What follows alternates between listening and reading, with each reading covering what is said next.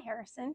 I am honored that you would ask me to answer a couple of questions for you about libraries and classroom libraries. So I thought I would start off by introducing myself. And even though you know me already, give a little bit of background for whoever might see this. So my name is Desiree Caskey, and I am a K-5 librarian. I have been a librarian at the same school for 9 years, but I have been an educator for 30 years. And I do have to say my most rewarding job in those 30 years is definitely being a librarian. So let me answer some of your questions. The first question you wanted me to answer is, how have you been able to see connections between kids and books? And I love this question. I've thought about it a lot, and I honestly thought about myself first when I read this question. And so when I was a little girl, I was a little river rat. I was a tomboy. I loved being outside, loved being dirty, never fixed my hair, never worried about what I looked like. And so for me, when I first read Pippi Longstocking, it just connected with me, and I felt like I found someone that I was a soulmate with. And so I read every Pippi Longstocking book that I could get my hands on. And I see that happening in our library a lot these days.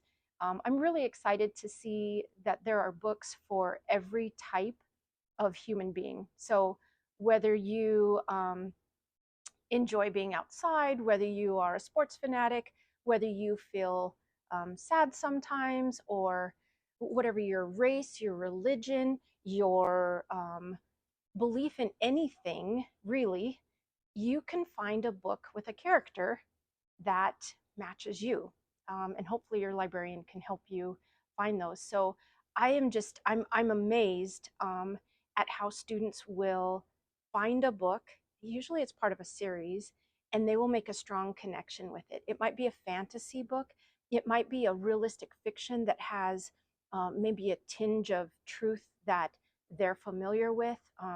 So for example, foster care, or moving around a lot, military families, those kinds of things. It's amazing to see how those kids will go back to the books that are, like, for example, in that specific series, or will ask me to find a book that is similar to the book that they just read. And that happens all the time. So I love that. And the thing about a library that I think is so amazing and unique is because you do have a large collection of diverse books, there is something for everyone to find. Okay, next question. How do you as an educator think a class library can be a space of connection?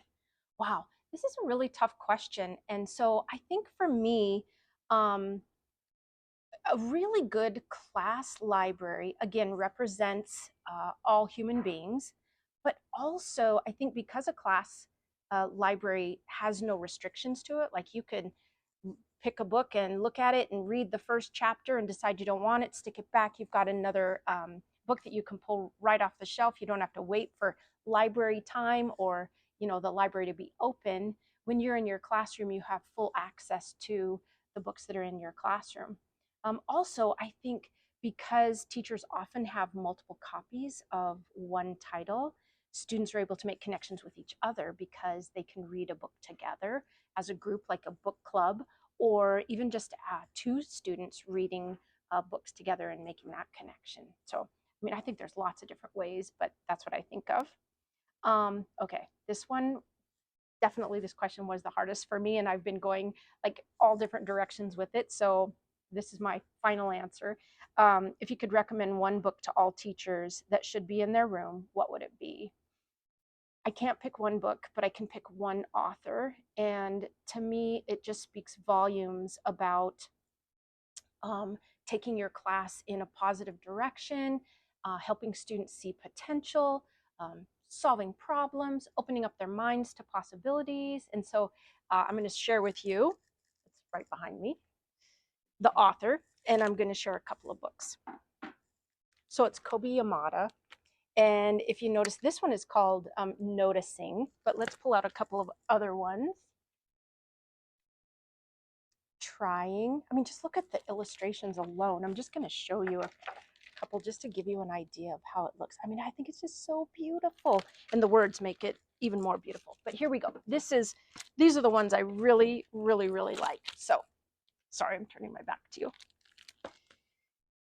What do you do with an idea? And I just have to show you how this book starts and ends. So you can see it starts out very subtle.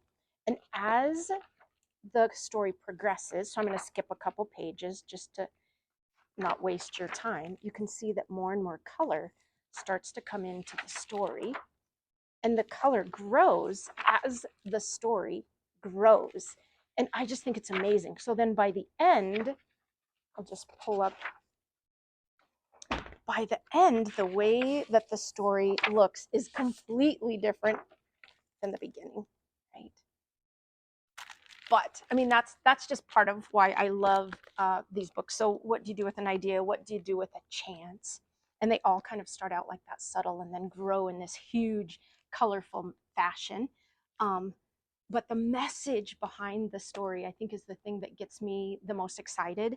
And it just encourages the reader to open their minds, open their hearts, open their thoughts to the possibilities. And it just is really super inspiring and colorful, and just I just love them. So that's I'm not going to give you one book. I'm sorry, I just can't do it. I mean, I'm a librarian at heart. I hope that these answers to your questions are what you're looking for, and I hope you find a book that fits you perfectly. Thanks, Harrison.